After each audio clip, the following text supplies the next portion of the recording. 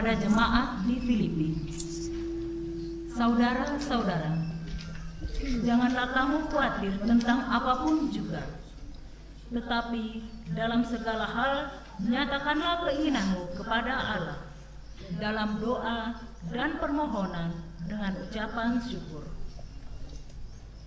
Maka damai sejahtera Allah yang melampaui segala akal akan memelihara hati dan pikiranmu dalam Kristus Yesus. Jadi, saudara-saudara, semua yang benar, semua yang mulia, semua yang adil, semua yang suci, semua yang manis, semua yang sedap didengar, semua yang disebut kebajikan dan patut dipuji, itulah yang harus kamu pikirkan. Dan apa yang telah kamu pelajari, apa yang telah kamu terima, apa yang telah kamu dengar, dan apa yang telah kamu lihat padaku, lakukanlah itu. Maka Allah, sumber damai sejahtera, akan menyertai kamu. Demikianlah sabda Tuhan.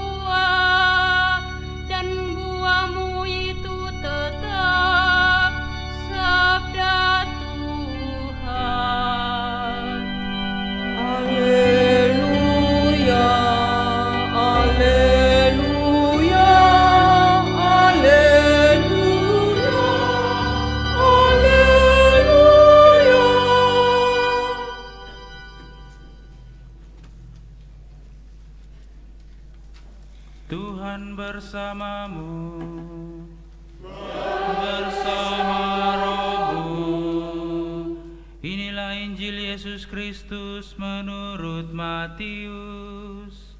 Dimuliakanlah Tuhan.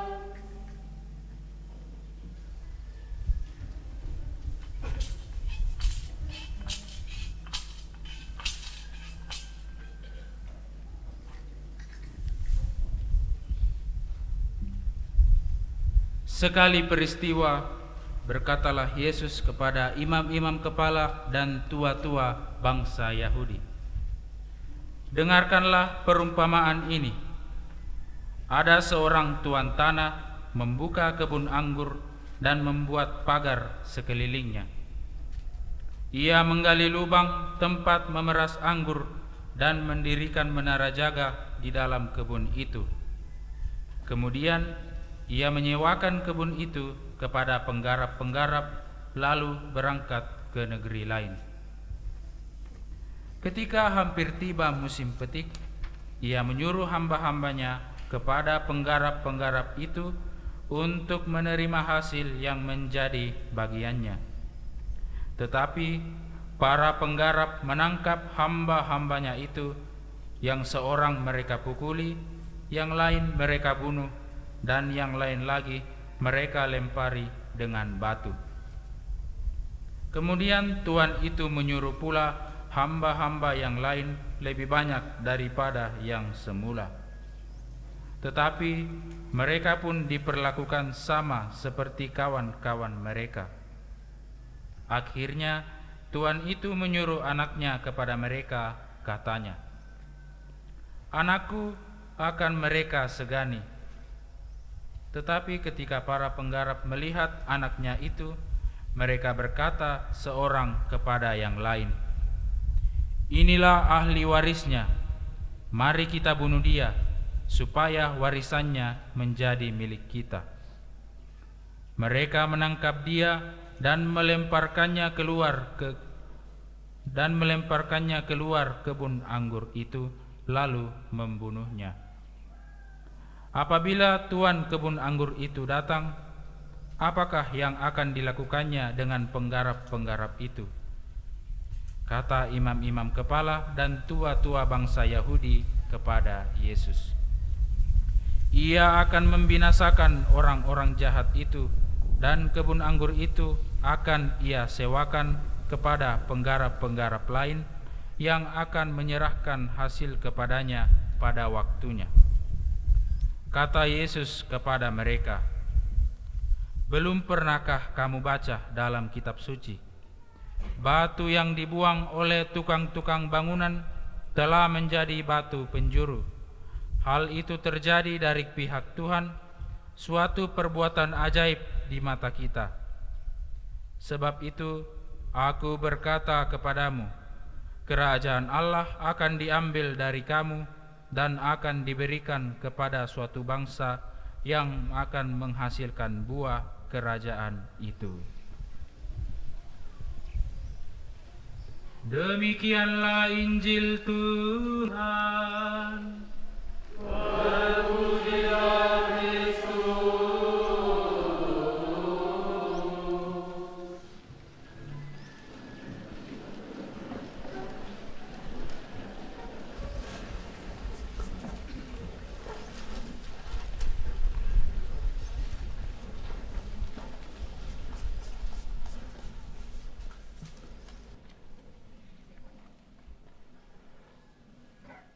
Segenap umat Allah yang saya kasihi,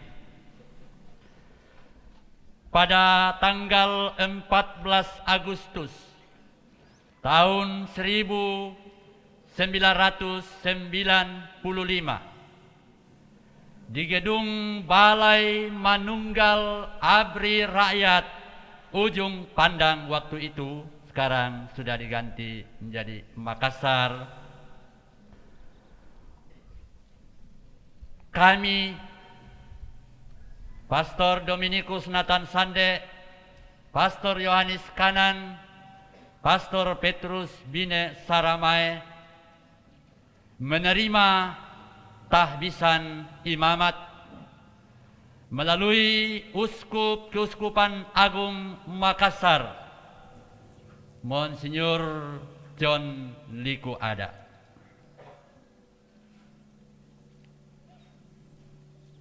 Waktu itu kami memilih tema yang diambil dari Injil Yohanes, bukan kamu yang memilih aku, tetapi akulah yang memilih kamu. Kami yakin dan percaya bahwa sabda Tuhan Yesus ini sungguh benar. Kami amini, dan saya kira juga umat Allah mengamini, bahwa panggilan hidup menjadi imam dalam lingkup gereja Katolik adalah panggilan dari Allah, pilihan dari Allah, dan selanjutnya utusan Allah.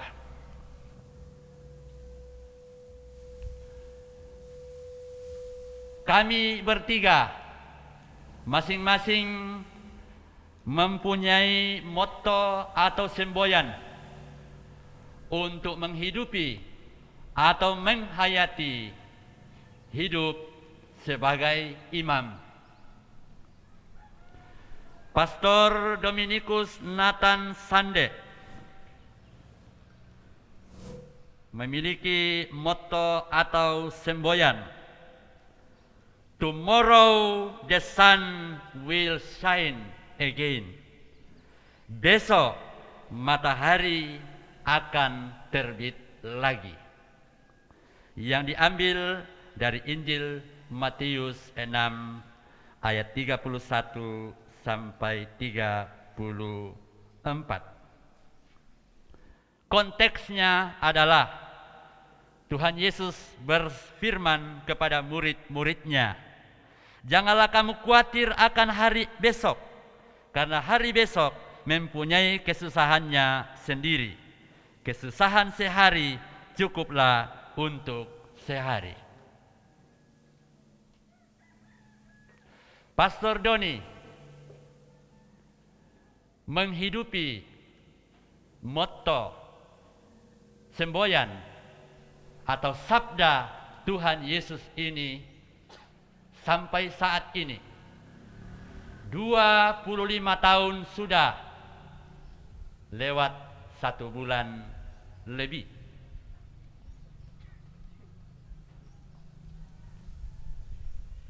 Hidup imamat, tugas dan tanggung jawab sebagai imam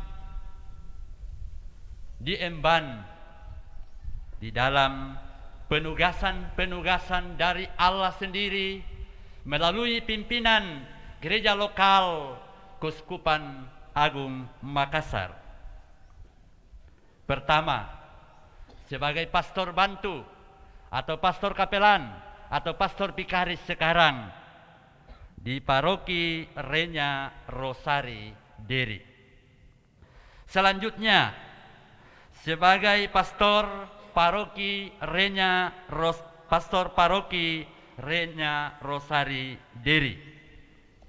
Selanjutnya sebagai pastor paroki Santo Paulus Mengkendek. Selanjutnya sebagai pastor paroki Santo Yohanes Pemandi Raha, dan waktu itu juga menjadi pejabat kepala sekolah dasar Katolik Raha. Selanjutnya sebagai kepala kantor Yayasan Paulus Makassar, dan waktu itu juga beberapa waktu ia mendapat tugas sebagai pejabat kepala sekolah SMA Katolik Cendrawasih. Dan sekarang ini sebagai kepala perwakilan Yayasan Paulus Makassar wilayah Toraja. Pastor Doni di masa kecilnya mempunyai cita-cita menjadi sopir bus trayek Toraja Ujung Pandang. Dan ya karena waktu itu dia termangu-mangu melihat bagaimana para sopir bus ya waktu itu masa jayanya Valita, Alam Indah, 5. Dia begitu kagum melihat sang sopir mengemudikan bus-bus itu ya Toraja Ujung Pandang Toraja. Apakah cita-cita itu tercapai? Kita harus bertanya kepada Pastor Doni. Tetapi saya yang diminta untuk membawakan sharing perjalanan hidup imamat kami bertiga mau mengatakan sebagai berikut, bahwa cita-cita Pastor Doni sebagai sopir bus trayek Toraja Ujung Pandang Toraja terwujud dan terhayati dalam mengemban tugas menggembalakan umat baik di paroki maupun di Yayasan Paulus Makassar, entah secara pribadi atau sendiri, entah bersama Depas Paroki dan Depas Stasi serta pengurus yayasan mengemudikan bus yang bernama paroki dan yayasan. Selanjutnya, Pastor Yohanes Kanan memilih motto atau semboyan untuk menghidupi atau menghayati hidup sebagai seorang imam dengan mengutip surat kedua Rasul Petrus, serahkanlah kekhawatiranmu kepadanya, sebab ia yang memelihara kamu. 2 Petrus 5 ayat 7. Semboyan ini beliau hayati, beliau hidupi dalam dan melalui tugas dan tanggung jawab yang pernah dan yang sedang dipercayakan kepadanya sampai saat ini. Pertama, ia mendapat tugas sebagai pastor bantu atau pastor kapelan atau pastor pikaris di paroki Yohanes Pemandi Raha. Dan selanjutnya sebagai pastor paroki Santo Mikael Labasa. Selanjutnya sebagai pastor paroki Santo Paulus Rantetayo. Dan selanjutnya sebagai pastor paroki Santo Paulus Mengkendek. Kemudian paroki Santo Paulus Mengkendek dimekarkan menjadi paroki Santo Paulus Ketengan dan paroki Santo Yohanes Rasul Minanga, dan ia mendapat tugas sebagai pastor paroki Santo Paulus Ketengan. Selanjutnya sebagai pastor paroki Kristus Raja Nonongan sampai saat ini.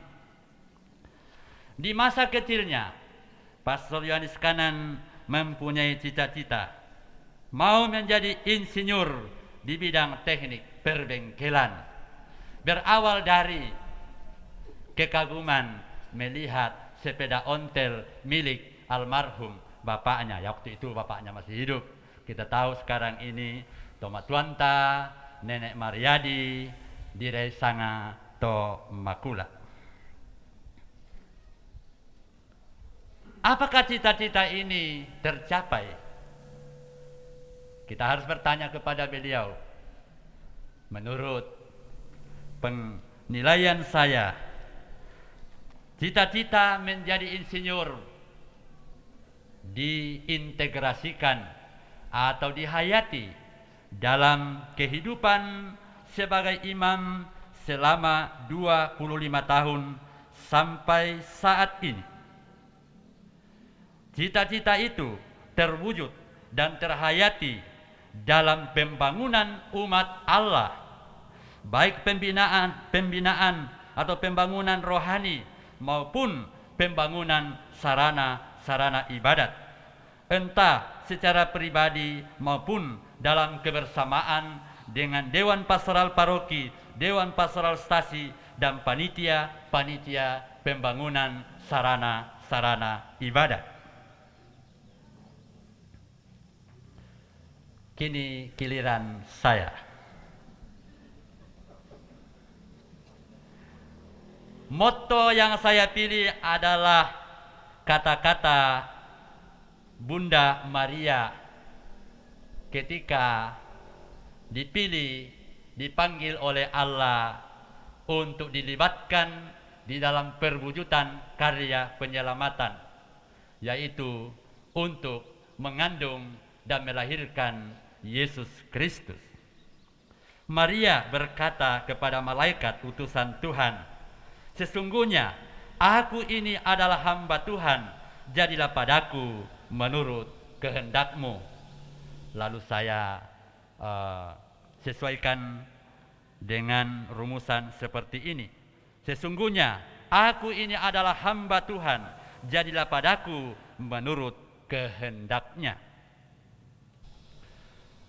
Motto semboyan ini saya hidupi, saya hayati melalui tugas dan tanggung jawab yang pernah dan yang sedang dipercayakan kepada saya. Pertama, sebagai pastor bantu atau pastor kapelan atau pastor vikaris di paroki Santo Petrus Sanabo. Waktu itu Sanabo adalah Sadan Nanggala Bokin yang sejak tahun 2003 kalau tidak salah dimekarkan menjadi 3 paroki. Paroki Pangli, Paroki Nanggala, dan Paroki Bokin Tombang Lambe. Selanjutnya, sebagai anggota staf Seminari Menengah Santo Petrus Klaper, Makassar. Dan selanjutnya dalam tugas belajar pasca sarjana di Wina, Austria. Dan setelah kembali melaksanakan tugas belajar itu, saya mendapat tugas sebagai staf Seminari Tinggi Anggi Mamiri di Yogyakarta, mendampingi para calon imam Keuskupan Agung Makassar. Selanjutnya, setelah 1 tahun diberi tugas dan tanggung jawab sebagai rektor Seminari Tinggi Anggi Mamiri Yogyakarta. Dan selanjutnya sampai sekarang sebagai ketua Sekolah Tinggi Kateketik dan Pastoral Rantepao Stikpar Toraja, dan sempat selama 2 tahun diberikan tugas tambahan sebagai pejabat pastor paroki Santo Petrus Nanggala. Cita-cita saya di waktu kecil ada 3. Taruh Buddha. Guru, sebagai insinyur di bidang teknik, dan sebagai dokter. Pertanyaannya adalah, apakah cita-cita itu tercapai, terwujud? Tentu kita bisa menjawab bahwa secara lahiriah ya dan tidak. Karena sebagai guru 25 tahun saya menjalani hidup imam, setengahnya itu menjadi guru dalam arti pengajar di dalam sekolah, di lingkungan sekolah. Sebagai insinyur di bidang teknik, ya mungkin tidak, tetapi dalam praksis hidup sehari-hari sakit kepalaku kalau tidak melihat gergaji, palu-palu, dan lain sebagainya. Maka barangkali lebih banyak alat pertukangan saya miliki daripada seorang tukang ya di kampung. Mau tanya, pastor punya mesin gergaji? Ya. Mesin bor? Ya. Gurinda? Ya. Mesin profil? Ya. Apalagi yang namanya pahat atau palu-palu biasa. Sebagai dokter, Wow. Paling-paling main dokter-dokteran. Tetapi saya kira peranan dokter terintegrasi dalam hidup, karya dan pelayanan kami sebagai pastor. Ada 2 sakramen dalam gereja Katolik yang biasa disebut sakramen penyembuhan, sakramen rekonsiliasi, dan sakramen orang sakit. Dan tentu di dalam seluruh perjalanan hidup kami sebagai imam, ketika tangan kami, telapak tangan kami ini diurapi dengan minyak krisma pada tanggal 14 Agustus 1995. Tujuannya adalah untuk menguduskan umat Allah. Tujuannya adalah sebagaimana di dalam doa pembuka perayaan sakramen tahbisan. Uskup Pentabis memohon kepada Allah agar mencurahkan Roh Kudus-Nya kepada hamba-hambanya yang akan ditahbiskan, supaya hamba-hamba Allah ini dapat membagi rahasia-rahasia atau misteri karya penebusan Allah untuk dunia, untuk manusia. Mungkin tidak ada di antara kami yang pernah menghitung berapa kali dalam sehari, berapa kali dalam seminggu mengulurkan tangan, menumpangkan tangan, entah ke atas umat, entah kepada sarana-sarana yang dipakai dalam kehidupan, seperti pada hari ini. Nanti kami para imam, sesuai dengan tugas masing-masing dalam perayaan ini, akan mengulurkan tangan ke arah umat Allah, ke arah bangunan aula atau rumah ini, ke arah bangunan lumbung, ke arah hasil bumi, ke arah benih-benih, dan apa saja yang kita memohonkan berkat Allah dalam perayaan hari ini. Tangan kami menjadi alat yang berguna di tangan Allah untuk menyalurkan berkat dan rahmat Allah bagi dunia, bagi umatnya. Belum lagi kalau ada permintaan baik langsung maupun melalui sarana komunikasi, tolong pastor doakan saya, doakan keluarga saya yang sedang sakit. Dalam doa-doa kami memohon kepada Allah rahmat yang dibutuhkan oleh umat Allah. Kalau sakit tentu rahmat, kesembuhan. Ya, saya kira peranan sebagai dokter di sini barangkali lebih tepat dokter rohani. Segenap umat Allah yang kami kasihi,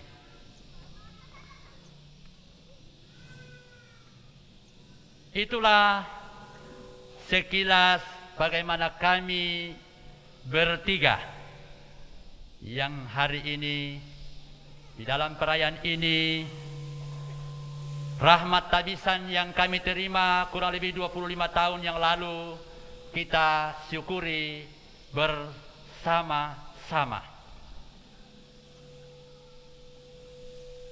Bagaimana kami menghayati, bagaimana kami menghidupi semuanya itu, terlebih tugas dan tanggung jawab sebagai imam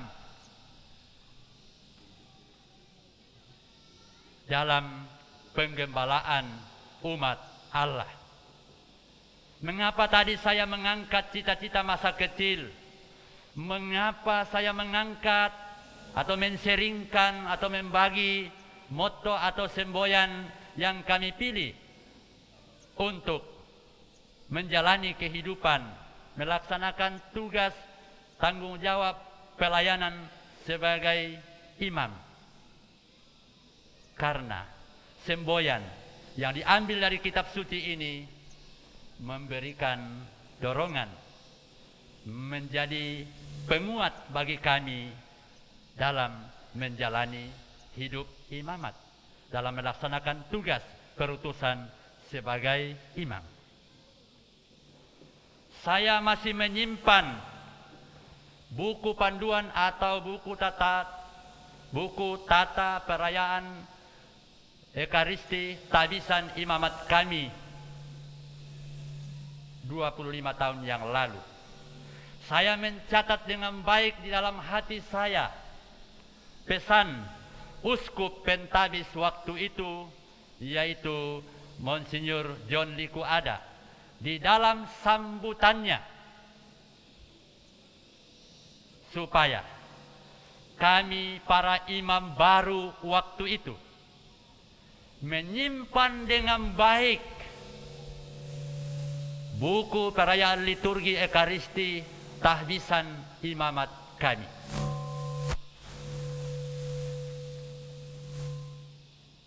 Beliau berpesan, paling kurang setiap tanggal 14 Agustus dalam tahun, artinya pada setiap hari ulang tahun tahbisan imamat kalian, ambillah buku itu dan baca dari awal sampai akhir, dan renungkanlah apa yang terjadi pada hari ini di tempat ini dalam dan melalui perayaan Ekaristi tahbisan imamat kalian. Karena saya catat dengan baik pesan itu, maka paling kurang setiap tanggal 14 Agustus saya ambil buku ini, mencari waktu yang tenang dan masuk di dalam suasana hikmat dan membaca dari awal sampai akhir. Tentu Bapak Uskup waktu itu berkeyakinan bahwa kalau isi doa-doa yang dipanjatkan waktu itu, sabda Allah yang diwartakan dalam perayaan itu, dibaca lagi, direnungkan lagi, akan menjadi sumber kekuatan untuk tetap semangat, setia, penuh sukacita dalam melanjutkan hidup, mengemban tugas dan tanggung jawab sebagai imam. Segenap umat Allah yang kami kasihi, dalam perayaan ini kita mendengarkan sabda Allah dari kitab Yesaya yang intinya kebun anggur Tuhan yang lama ialah kaum Israel. Bukankah kita umat Kristen disebut sebagai umat Israel yang baru? Maka kita pun adalah ladang atau kebun anggur Tuhan. Disinilah kami para imam dan saudara-saudari sekalian, di satu pihak kita semua adalah bagian dari kebun anggur Tuhan, tetapi sebagian dari antara kita mendapat tugas untuk menjaga, merawat, menjadi pekerja-pekerja di dalam kebun anggur Tuhan ini.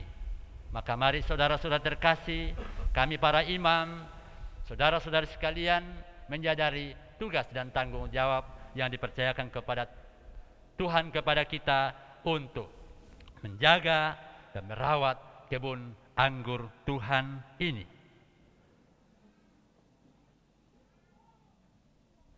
Topik yang sama atau hal yang sama kita dengar dari bacaan Injil hari ini. Intinya, Tuhan mempercayakan kebun anggurnya kepada kita untuk kita garap dengan penuh tanggung jawab. Tadi saya katakan bahwa Pastor Joni Kanan, saya menghayati hidup imamat dalam kebersamaan dengan umat Allah, dan secara khusus kalau tugas di paroki bersama dengan Dewan Pastoral Paroki dan Dewan Pastoral Stasi. Dan di bidang-bidang kategorial tentu bersama pengurus-pengurus bidang kategorial, kalau di yayasan tentu bersama dengan pengurus yayasan. Dan melalui bacaan kedua, Allah mengajak kita melalui Rasul Paulus untuk bersama-sama memikirkan, memilih, melaksanakan segala yang baik. Nanti seraya doa pemberkatan aula atau rumah atau tongkonan ini, bersama dengan lumbung-lumbung, kita dengarkan apa yang kita ungkapkan, apa yang kita mohon dalam doa, mohon berkat Tuhan atas tempat ini. Sudah tadi diungkapkan dalam doa pembuka, semoga tempat ini sungguh menjadi sarana yang baik untuk pengembangan kehidupan umat Allah selanjutnya. Doa nanti akan dibawakan dalam bahasa Toraja, maka mari kita nanti simak apa isinya. Tadi dalam kata pembuka saya mengungkapkan bahwa tempat ini bukan hanya sekedar aula, tetapi bisa saja untuk perayaan liturgi seperti ini dilaksanakan di sini. Maka pada hari seperti ini, pada perayaan seperti ini, tempat ini, lokasi ini, sarana ini boleh dikatakan menjadi gereja raksasa, menjadi gereja alam, artinya terbuka. Kita cukup, udara cukup untuk kita. Kita sedang pakai masker karena protokol kesehatan terkait upaya pencegahan COVID-19. Seandainya dalam ruangan yang tertutup, bagaimana panasnya kita, bagaimana sesaknya kita. Untunglah, syukur kepada Allah yang telah memperkenankan kita umatnya di Paroki Kristus Imam Agung Abadi Sangala merencanakan dan membangun sarana ini. Jadi tidak hanya untuk mak kombongan, mak rapat, tapi juga untuk Kamenomban, untuk perayaan besar seperti ini. Tempat ini menjadi tempat atau sarana yang memadai untuk itu. Dalam melalui perayaan liturgi seperti ini, kita akan mengalami Allah yang hadir menguduskan kita dalam dan melalui perayaan liturgi, utamanya perayaan sakramen, sebagaimana diungkapkan di dalam doa pembuka tadi. Segenap umat Allah yang kami kasihi, pada akhirnya saya ingin mengajak kita sekali lagi untuk meneladani Rasul Paulus, baik kami yang dipilih oleh Allah sebagai imam maupun saudara-saudari sekalian yang melalui sakramen baptis diangkat menjadi anak-anak Allah. Mari pada hari-hari ke depan ini kita bersama-sama berupaya sedemikian rupa untuk melanjutkan pembangunan kehidupan beriman, kehidupan menggereja, kehidupan bermasyarakat dengan meneladani Rasul Paulus yang tidak khawatir tentang apapun juga, menyampaikan segala keinginan kepada Allah dalam doa syukur dan permohonan seperti yang terjadi dalam dan melalui perayaan ini, dan memikirkan semua yang disebut kebajikan dan patut dipuji di hadapan Tuhan. Tuhan memberkati.